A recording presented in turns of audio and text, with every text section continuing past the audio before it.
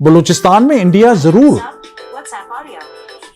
जरूर शायद ऑपरेट कर रहा होगा बलूचिस्तान के अंदर, आप नलिफाई इसको निगेट नहीं कर सकते, लेकिन बलूचिस्तान के लोगों के साथ पाकिस्तान खुद जो कर रहा है, मुझे आज भी वो दिन याद है। आज से गालिबन 30 साल पहले मैं सिविल सर्विस में नया आया, मैं पंजाब से चकवाल से मेरा ताल्लुक है।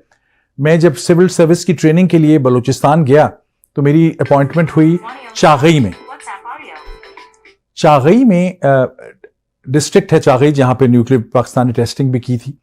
चागई में हम रहे 15 दिन, फिर ताफ्तान गए। मैंने जिंदगी में एज ए पंजाबी पहली दफा देखा कि ये कोयटा से अलावा भी जो इतनी बड़ी जगह है पाकिस्तान और ईरान के बीच में बलूचिस्तान, इस पे एक टूटी हुई सड़क थी जिस पे हमें को 20 घंटे लगे बॉर्डर तक जाने में ईरान, एक रेलवे लाइन थी और एक बिजली की तार थी।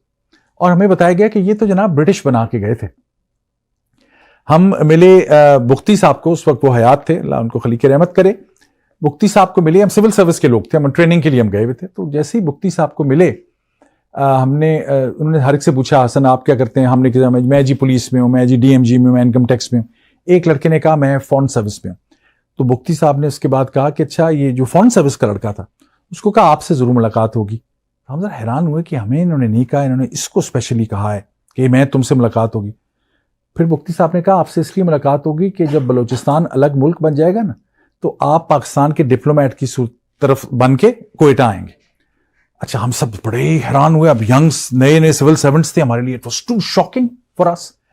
उन्होंने हमें कहा आप लोग शॉक हुए ना, मैं आपको शॉक करना चाहता था, क्योंकि आप लोग जानते ही नहीं है कि बलूचिस्तान की रियलिटी क्या है। इसमें ये रियलिटी बलूचिस्तान की है। आज चाहे महारंग बलोच है, चाहे पाकिस्तान में बहुत से लोग जो अपने राइट्स मांग रहे हैं, मरीज हैं, अख्तर मरी हैं, जिन लोगों को पाकिस्तान के बाहर से इंटेलिजेंस वापस लेकर आई कि let's come back and do, वो भी नाराज हो गए। तो पाकिस्तान के अपने कसूर अपनी जगह पे हैं बलूचिस्तान में।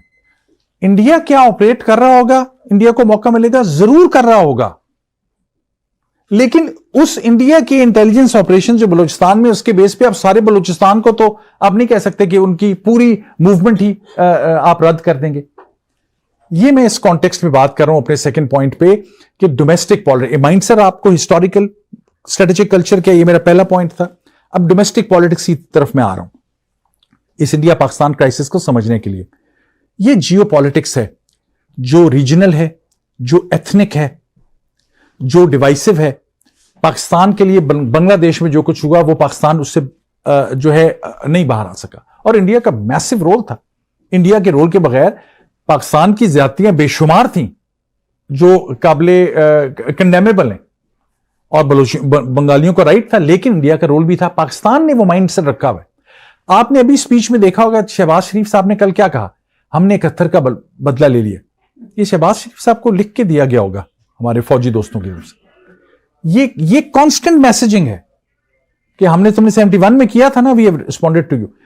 इस स्ट्रेटेजिक कल्चर में दोनों मुल्क अपने आप को भरपूर तरीके से ऐसे फंसे हुए। अब हम जाते हैं डोमेस्टिक पॉलिटिक्स। अब ये जो वाकया हुआ इसके बाद ऑफ कोर्स प्रमोशंस हुई है, सब सिलसिला हमारे सामने है। Imran Khan, to give credit where due, he is the most popular man in Pakistan, I think there is no doubt even now. हाँ, वो जो उनके पार्टी के जो उनकी अपनी बेवकूफियां थी, अपने पॉलिटिकल ब्लंडर्स थे, वो अपनी जगह, he was also product of the military, इसमें तो कोई शक शुबा नहीं है। लेकिन he ultimately became very popular because उनको जो भी पाकिस्तान में जिसके खिलाफ एस्टेब्लिशमेंट होती है, नवाज शरीफ के खिलाफ भी हुई, बेनजीर भुट्टो के खिलाफ भी हुई, जुल्फिकार अली भुट्टो के खिलाफ भी हुई, जो भी एंटी एस्टेब्लिशमेंट सिंबल के तौर पे आता है उसको सपोर्ट मिलती है, और अब उनके पास सपोर्ट है। ये डोमेस्टिक पॉलिटिकल सीन एक बहुत जबरदस्त तरीके से चेंज हुआ है, क्योंकि बहुत लोग क्रिटिकल हो गए थे फौज के लिए। और ये मैं as a I am from a military family, मैं कोई किसी के होप या बुग्ज में नहीं कह रहा, जो एक सिवियर क्राइसिस ऑफ लेजिटिमेसी था वो for the time being resolve हो गया। पॉलिटिकल लीडरशिप का नहीं हुआ, ये इसके इंप्लीकेशंस हैं, क्योंकि इस पहलगाम और इस सारे जंग के पाकिस्तान के डोमेस्टिक असरात क्या होंगे इसको आप नहीं भूल सकते।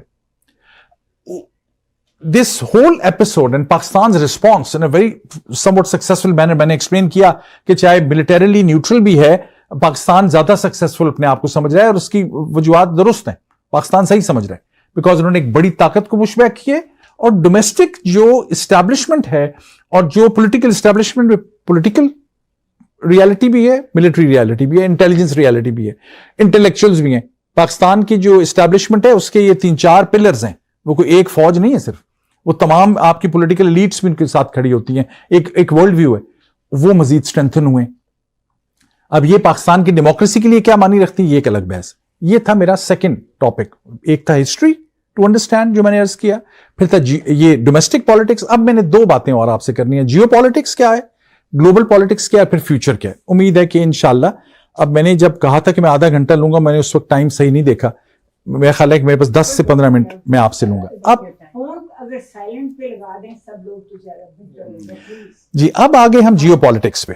अब ये मैंने आधी बात अपनी कर चुका हूं, कंटेम्प्रेरी, हिस्ट्री, डोमेस्टिक पॉलिटिक्स, जैसे मैंने अर्ज किया था 6 बातों का। अब हम बात करेंगे जियो पॉलिटिक्स क्या है, ग्लोबल पॉलिटिक्स क्या है, और फ्यूचर ऑफ पीस